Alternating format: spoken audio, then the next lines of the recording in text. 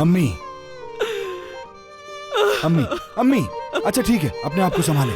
अम्मी आपको पता तो है आपका ब्लड प्रेशर हाई हो जाता है, खुद को संभालें, ऐसा नहीं करें।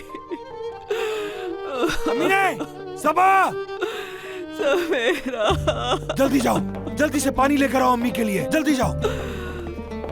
अम्मी सवेरा, मेरी प्यारी माँ, इस तरह नहीं रोएं, आपकी तबीयत खराब हो जाएगी। अच्छा अच्छा, सब ठीक हो जाएगा। सुल्ताना साहिबा,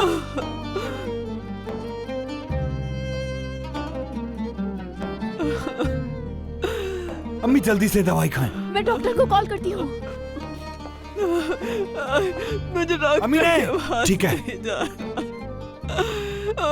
बस करें अम्मी, बस करें। ये ले पानी पियो, संभाले खुद को। थोड़ी देर में दवाई असर करेगी तो आप बेहतर महसूस करेंगी, देखिएगा। लेकिन अम्मी अब आप रोना बंद कर दें, तबीयत खराब हो जाएगी आपकी। माफ कर दो बेटी, मेरी प्यारी माँ। मेरी बेटी, इधर आओ मेरे पास, अपना हाथ दो मुझे माफ कर दो। क्या कर दिया मैंने? मेरी बेटी की बेटी,